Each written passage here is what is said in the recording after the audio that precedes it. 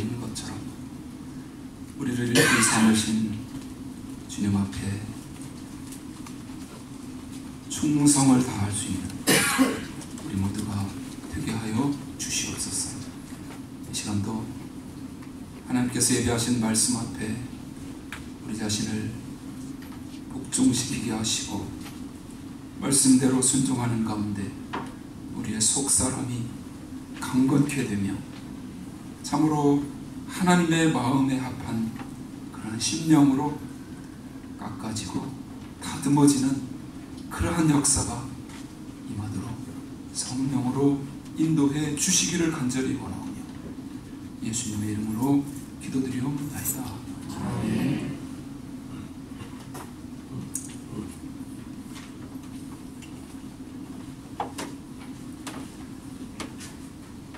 그리스도인의 온전한 의, 그리스도인의 온전한 의라는 산상수훈의 말씀 계속해서 보시겠습니다. 버지니아 주에 애완견을 아주 사랑하던 한 가정이 있었습니다. 특히 그 가정에 8살 난 딸이 그 개를 무척 사랑했습니다.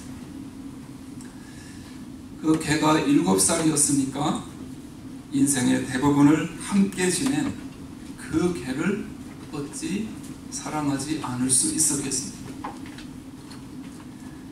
그런데 가족이 잠시 외출한 그 틈을 타서 개가 집을 나갔습니다. 상당히 먼 곳을 돌아다녔습니다.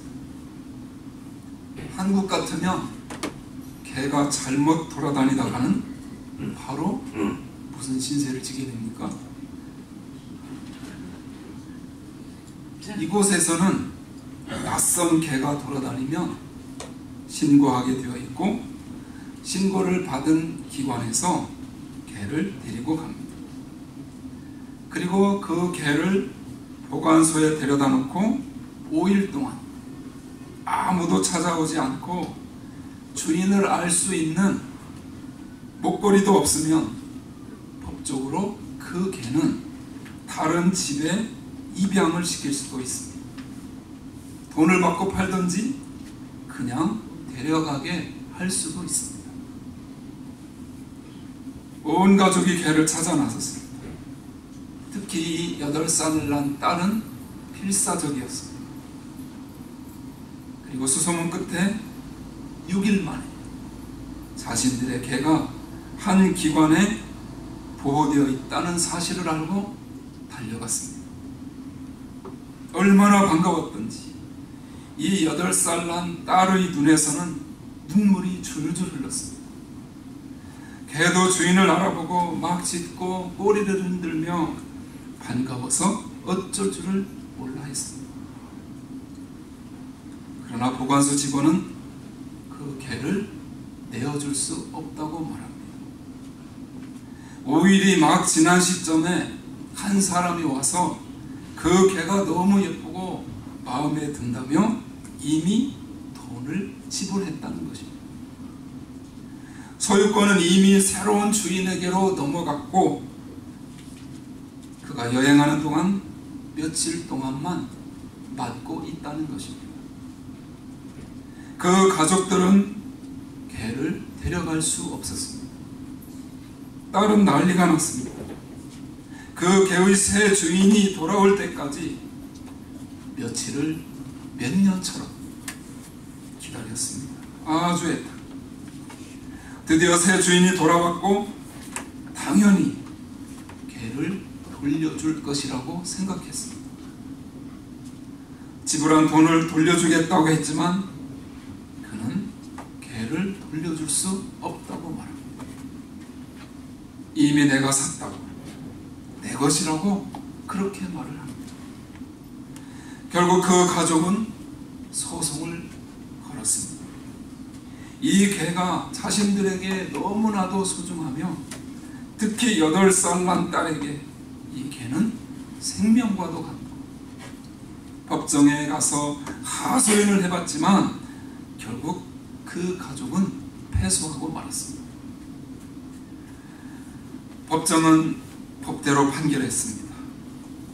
법이 정한 대로 5일이 지났고 그 사람은 정당하게 돈을 지불하고 그 개를 샀기 때문에 새 주인의 손을 들어 주었습니다. 이 사건이 신문에 났습니다. 사람들은 그 기사를 읽고 격분을 했습니다. 그날 그 신문의 칼럼니스트는 이 사건을 기록하며 이렇게 결론을 내렸습니다. 법이 항상 옳은 것은 아니다. 그 개는 결국 원래 주인에게 돌아가지 못했습니다. 그 누구도 법원의 판결이 옳다고 생각하는 사람은 없었습니다. 모든 사람이 상식에 어긋난다며 격분했습니다. 앞에서 언급한 이 칼럼니스트의 결론은 모순된 말이죠. 법은 항상 옳아야 되는 것이죠. 그러나 우리가 이 땅에서 살다 보면 법이 항상 옳지만은 않습니다. 분명히 법적으로는 맞습니다. 그러나 동의할 수 없고 용납할 수 없는 일들이 우리 주위에 얼마나 많은지 모릅니다. 여러분, 이것이 바로 법의 한계입니다. 예수님 당시의 사회는 법이 모든 사회를 지배하는 시대였습니다. 그 사회를 다스리는 법은 단순한 사회의 법이 아니라 도덕과 신앙은 물론 모든 것을 지배하는 절대적인 법이었습니다.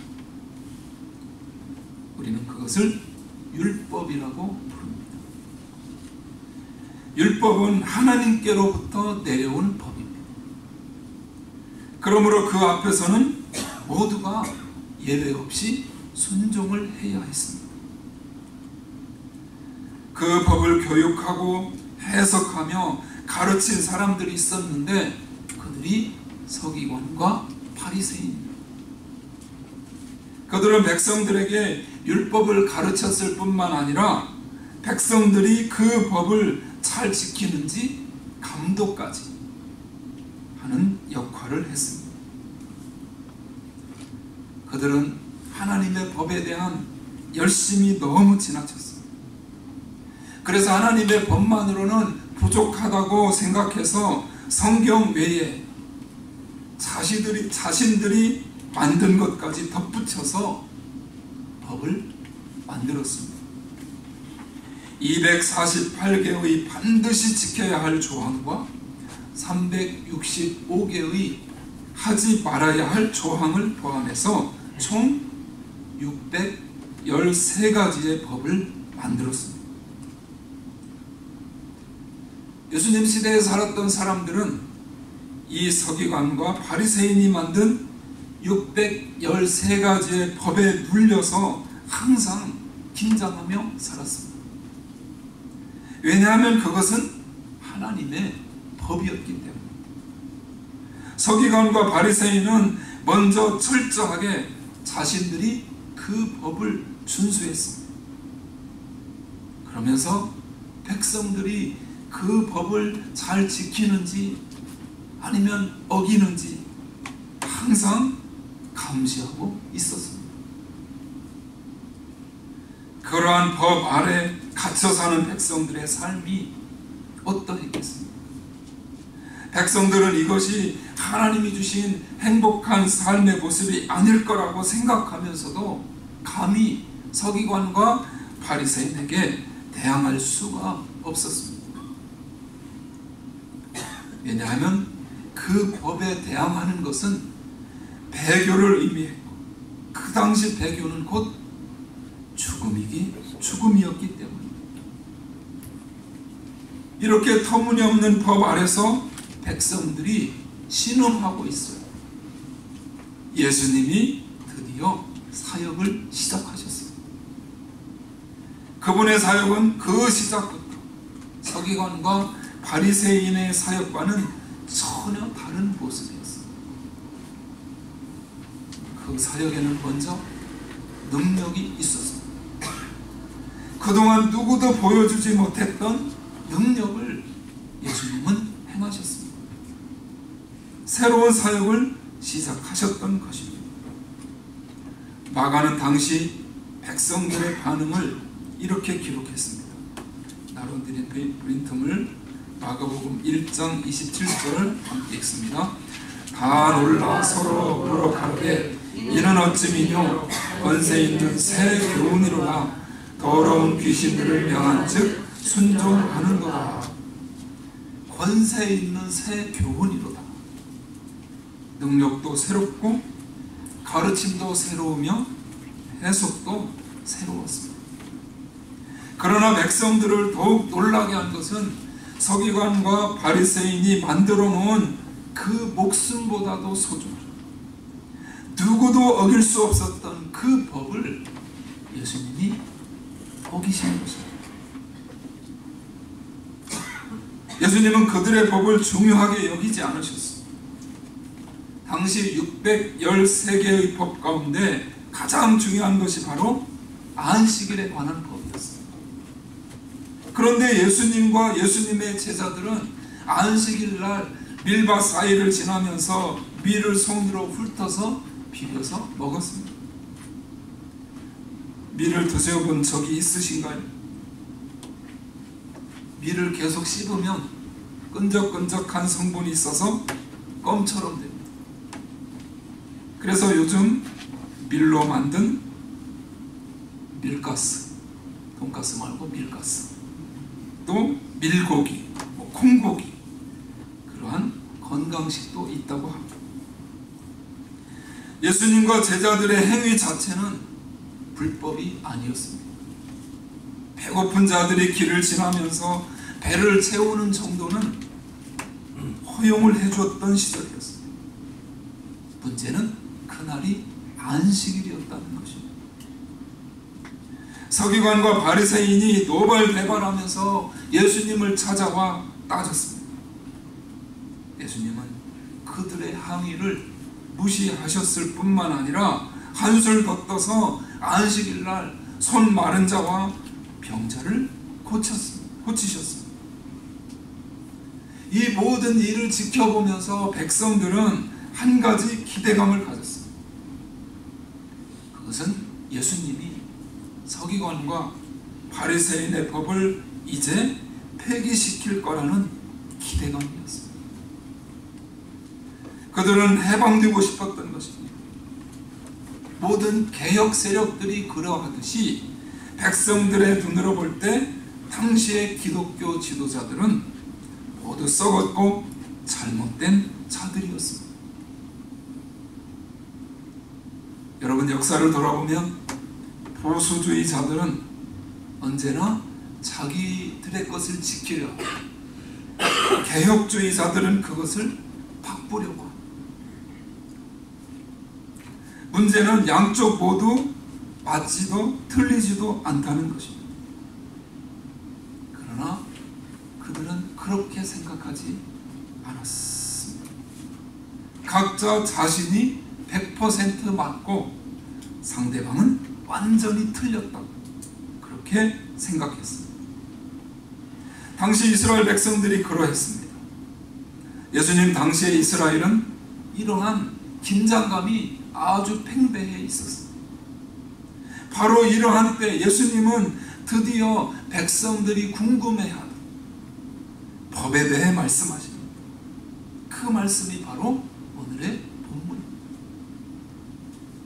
백성들은 기대감을 갖고 예수님을 바라보고 있었습니다. 예수님이 이제 과거에 잘못된 모든 것을 다 파괴하실 거예요. 서기관과 바리새인이 가르치는 법은 모두 잘못된 거예요. 이제 은혜 시대가 올 거예요. 이렇게 기대하는 백성들, 예수님은 어떤 말씀을 하셨을까요? 오늘 본문 17절 말씀 같이 한번 읽으실까요? 내가 율법이나 선지자나 폐하러 온 줄로 생각지 말라. 폐하러 온 것이 아니요 완전케 하려 함이로라. 쉬운 성경으로 한번 읽어드릴 텐데 테니까 들어보십시오. 내가 모세의 율법이나 예언자들의 말씀을 깨뜨리러 온 줄로 생각하지 마라. 나는 그들의 말씀을 깨뜨리러 온 것이 아니라 완성하러 왔다. 메시지 성경으로 내가 하나님의 율법이든 예언자든 성경을 폐지하러 왔다고 생각하지 마라. 내가 온 것은 폐지하려는 것이 아니라 오히려 완성하려는 것이다.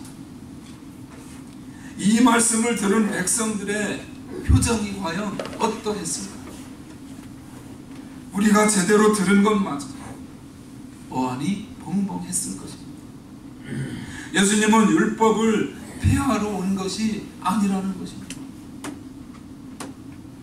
자기들은 예수님께서 율법을 다 완전히 폐기 처분해버릴 줄로 기대를 하고 있었는데 폐하러 온 것이 아니라는 것입니다. 예수님은 이 말씀을 하시면서 한 가지 중요한 사실을 언급하십니다. 내가 온 것은 너희와 다르다. 나는 하늘에서 왔다. 법을 주신 자의 보좌에서 내가 왔다고 말씀하십니다.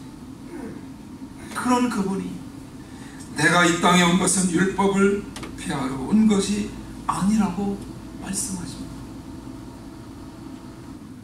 즉 예수님은 과거를 없애지 않겠다고 하시는 것입니다. 놀랍게도 예수님은 백성들의 기대와 전혀 다르게 법을 옹호하셨습니다. 게다가 한 걸음 더 나아가서 이렇게 말씀하십니다. 18절 말씀 같이 읽습니다. 진실로 너에게 이르노니 천지가 없어지기 전에는 율법의 1.1획이라도 반드시 없어지지 아니하고 다 이루리라. 다시 말해서 예수님은 천지가 없어지기 전에 이 우주가 존재하는 동안에 구약성경과 그 율법이 1.1획이라도 없어지지 않을 거라.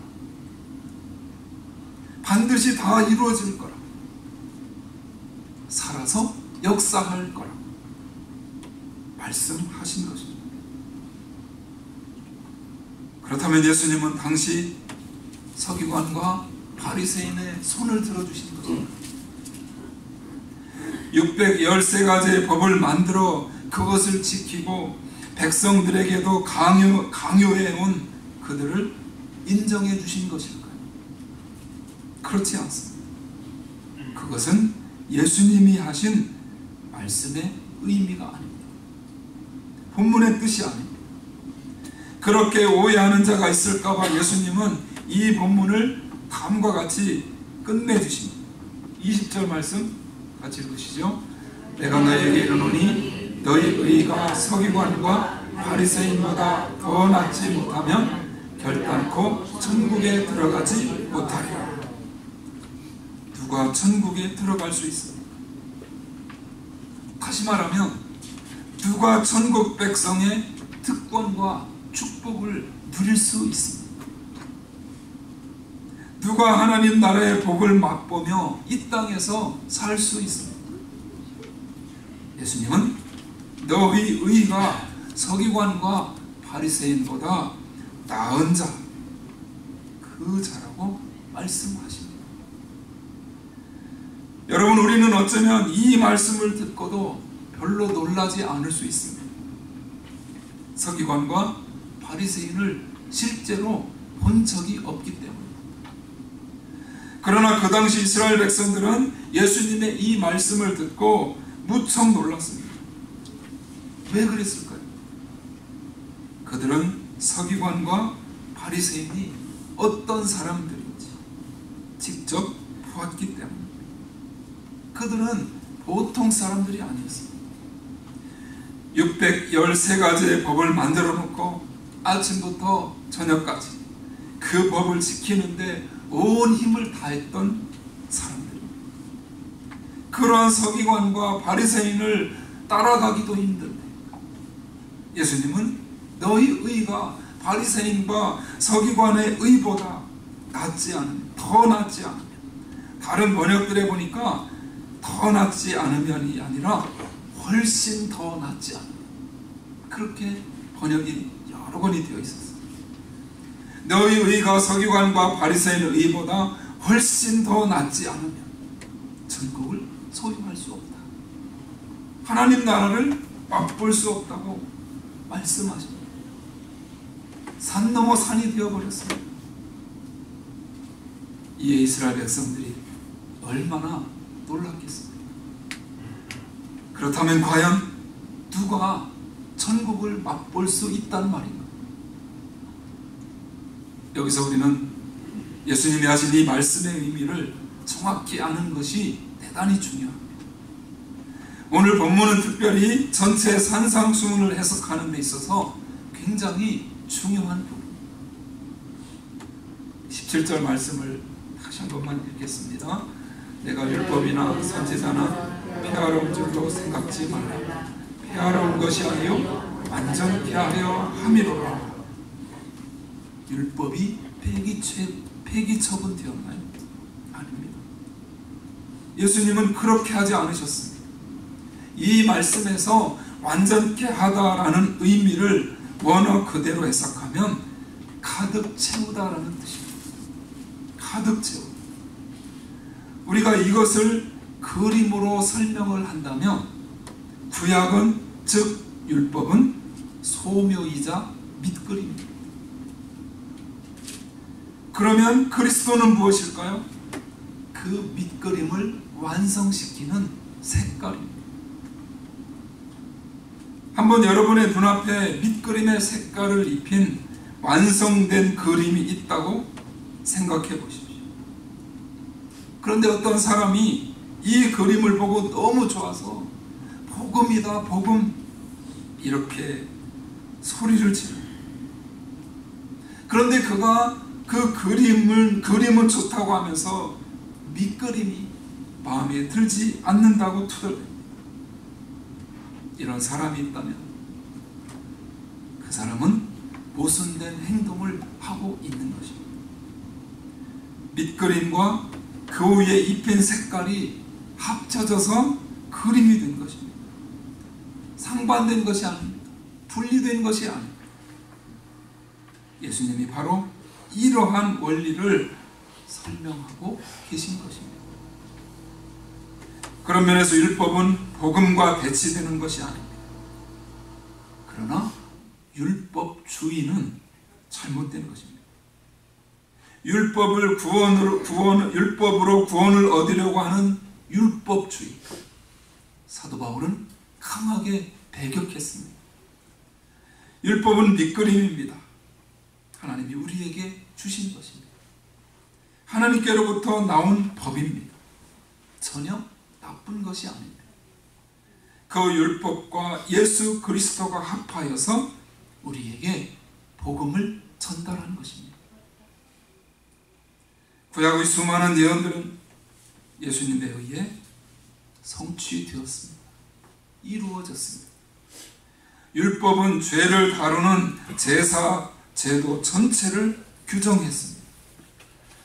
사람들은 1500년 동안 날마다, 주마다, 해마다 희생 제물을 가져와야 했습니다. 이 제물들은 오직 죽음과 피만 죄에 대한 형벌을 면하게 해줄 수 있음을 암시했습니다. 그러나 결국 수천만 마리의 희생 제물은 하나님의 희생 제물을 가리키는 밑그림에 불과했습니다.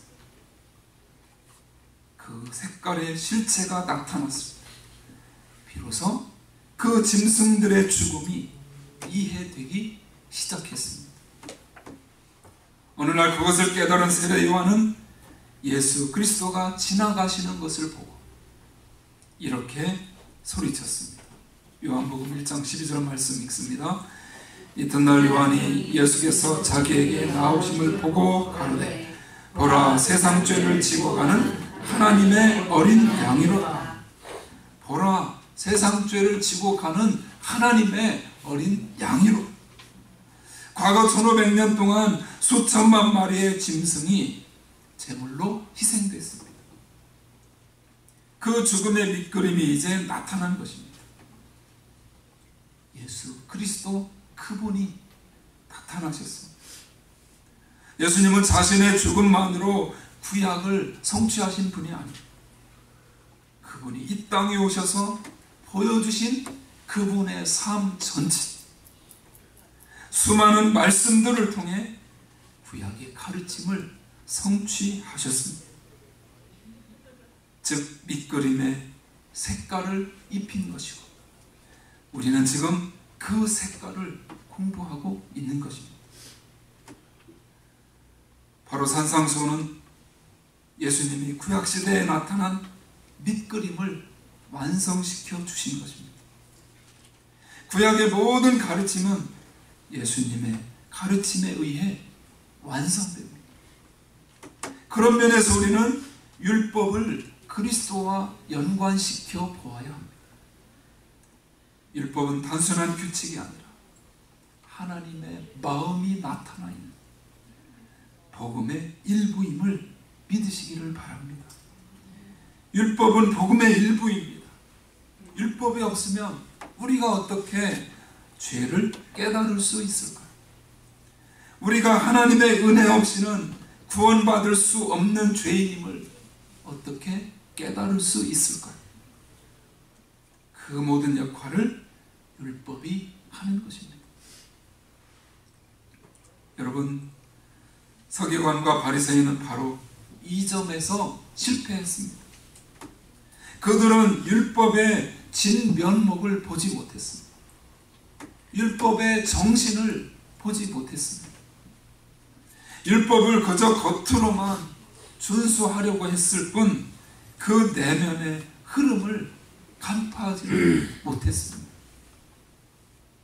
그래서 자신들도 율법을 지키는 데 실패했을 뿐만 아니라 그 율법으로 오히려 다른 사람들을 괴롭혔습니다.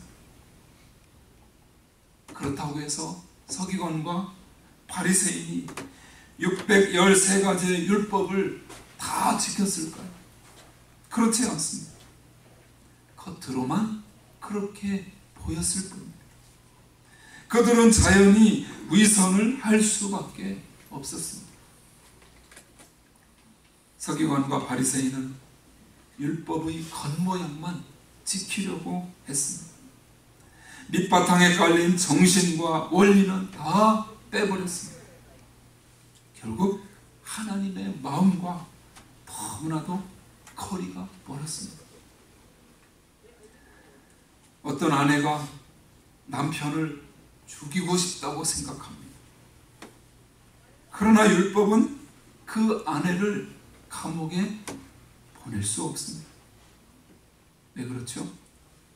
율법에는 생각을 범할 방법이, 생각을 벌할 방법이 없기 때문입니다. 그러나 과연 하나님도 그러실까? 세무 공무원은 우리가 세금을 냈는가 안 냈는가를 기준으로 우리를 판단합니다. 그 세금을 기쁜 마음으로 냈는지 아니면 투덜투덜 대면서 냈는지 그거는 전혀 상관하지 않습니다. 그런 면에서 여러분, 우리를 향한 하나님의 진정한 관심이 무엇일까요? 하나님은 왜 우리에게 율법을 주셨을까요? 율법을 주신 하나님의 마음은 어떤 마음일까요? 하나님의 관심은 다름 아닌 저와 여러분의 마음인 줄로 믿습니다. 하나님이 우리에게 율법을 주신 이유는 우리에게 613가지의 답을 외우게 한 뒤에 그것을 그대로 실행하도록 하는 것이 아니었습니다. 하나님의 마음은 우리를 이 613가지의 그 율법의 테두리 안에 가둬놓으시는 것이 아닙니다. 율법의 정신을 가르치기 위함이었습니다. 그 율법의 정신이 바로 그리스도에 의해서 완성된 것입니다. 그리고 예수님은 그 정신을 산상수훈을 통해 우리에게 가르쳐 주십니다. 그러므로 중요한 것은 우리의 마음입니다. 그렇다면 너희 의가 서기관과 바리새인보다 더 낫지 못하나? 훨씬 더 낫지 않아. 무슨 뜻일까요? 진정으로 너희가 마음을 바꾸지 않으면 구원받은 후에도 이 땅에서 결단코 천국을 맛볼 수 없다는 말씀인 것입니다. 그러므로 중요한 것은 저와 여러분의 마음입니다. 마음으로부터 우러나오는 의의입니다. 마음으로부터 우러나오는 헌신이고 마음으로부터 우러나오는 사랑인 줄로 믿습니다. 그런 의미에서 볼 때 내가 주의를 성수하느냐보다 주의를 성수하는 그 마음이 어떠한가가 더 중요합니다. 11조를 드리는 행위보다 11조를 드리는 동기가 더 중요합니다. 여러 가지 죄를 위해서 헌신하고 애쓰며 땀을 흘리죠.